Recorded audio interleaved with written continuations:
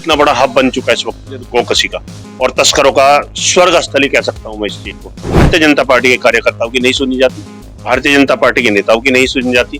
केवल और केवल दूसरी पार्टी, विपक्षी पार्टियों के जो दलाल किस्म के नेता हैं, वही लोग चौकिया और थाने यहाँ चला रहे हैं। अधिकारी भारतीय जनता पार्टी के कार्यकर्ताओं की, नेताओं की नहीं सुन रहे। अधिकारी केवल दलालों की, चूंकि थाने और चौकिया दलाल चला रहे हैं, पशु चिकित्सालय में दलाल बैठे हैं, और पूरे जिले को नहीं पूरे प्रदेश को पता कि देवबंद नगर पालिका से भ्रष्ट कोई भी नगर पालिका मेरे हिसाब से तो पूरे प्रदेश के अंदर कोई नहीं।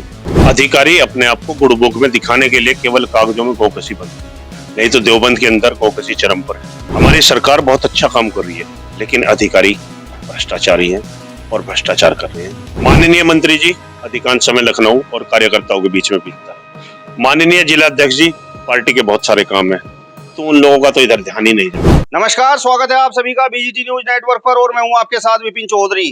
लंबे समय से भारतीय जनता पार्टी की सेवा करते चले आ रहे गजराज राणा ने अपनी ही सरकार में अधिकारियों पर बड़ा आरोप लगाया है। गजराज राणा का कहना है कि वर्तमान सरकार में अधिकारी बेलगाम हो गए हैं, अवैध कटान हो रहा है, गोकसी हो रही है, लेकिन अधिकारी किसी भी भारतीय जनता पार्टी के कार्यकर्ता, भारतीय जनता पार्टी के नेता की बात सुनना ही नहीं चाहते। गजराज राणा जी इस समय हमारे साथ में मौजूद हैं, पूरे मामले पर चर्चा करेंगे।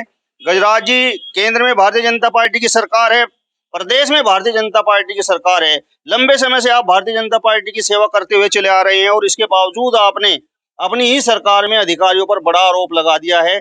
आपने कहा है कि अधिकारी वर्तमान सरकार में बेलगाम हैं। क्या कारण है इसके पीछे? आदरणीय मोदी जी, आदरणीय योगी जी के सपनों को साकार करने के लिए भारतीय जनता पार्टी का प्रत्येक कार्यकर्ता तन मन धन से लगा हुआ है, लेकिन अधिकारी धन कमाने के लिए, अपनी अवैध रूप से संपत्ति अर्जित करने के लिए उल्टे सीधे कामों में लगे हुए हैं, और अपने आप को गुड़ बुक में दिखाने के लिए पर्दे के पीछे से। देवबंद नगर में मैं निवास करता हूँ, देवबंद नगर की स्थिति में बताता हूँ। देवबंद नगर के अंदर अवैध पशु कटान के 22 लाइसेंस है, और अवैध रूप से अनेकों दुकानें संचालित हैं। उनके पास जो लाइसेंस है, वे लाइसेंस केवल इसलिए है कि आप फैक्ट्री से मीट खरीदें और फैक्ट्री से खरीद करके यहाँ मांस बेचें। लेकिन जहां तक मेरी जानकारी में आया है, नकुड़ वगैरह में जो फैक्ट्री थी गंगो वगैरह में, वो भी 5 साल से बंद है। हरोड़ा के अंदर जो फैक्ट्री है शायद वो भी बंद है। तो फिर ये जो यहाँ से मीट का कटान हो रहा है, अवैध रूप से पशु काटे जा रहे हैं, अवैध रूप से यहाँ से उत्तरांचल के कुछ सीमावर्ती क्षेत्रों में, मुजफ्फरनगर जिले के अंदर अवैध रूप से मीट सप्लाई किया जा रहा है देवबंद से। देवबंद इतना बड़ा हब बन चुका है इस वक्त गोकसी का, और तस्करों का स्वर्ग स्थली कह सकता हूं मैं इस चीज को। क्योंकि यहाँ पर भारतीय जनता पार्टी के कार्यकर्ताओं की नहीं सुनी जाती, भारतीय जनता पार्टी के नेताओं की नहीं सुनी जाती। केवल और केवल दूसरी पार्टी, विपक्षी पार्टियों के जो दलाल किस्म के नेता हैं, वही लोग चौकिया और थाने यहाँ चला रहे हैं। जहां तक मेरी जानकारी में आया है, एक अधिकारी तो यहाँ एक सपा नेता के यहाँ हाजिरी भी लगाते हैं। उनकी रसोई भी थानों से और चौकियों से चल रही है, उन लोगों की रसोइयां भी।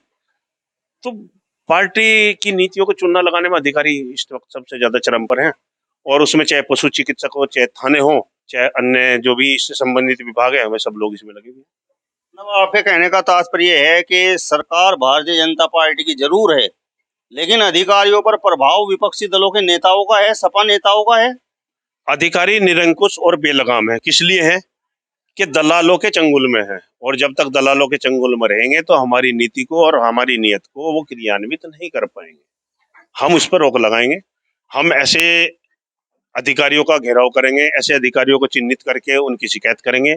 मैंने आज ही माननीय मुख्यमंत्री जी को पूरे विवरण को लेकर के पत्र लिखा है, क्योंकि हमारे बजरंग दल के नेता विकास त्यागी जी भी इस मुद्दे को उठा चुके हैं। समाजवादी पार्टी के कोई एक नेता हैं, उनकी भी ऑडियो वीडियो काफी वायरल हो रही है। एक दलाल भी कोतवाल के नाम से, थाने के कोतवाल के नाम से एक दलित से पैसे मांग रहा है कि मैं छुड़वा दूंगा तुमको, आप मुझे 10,000 रुपए दीजिए। तो ये तो सब कुछ सबूत जो है इसी चीज को दर्शाता है कि वास्तव में सब कुछ निरंकुश हो गया सब कुछ इस वक्त।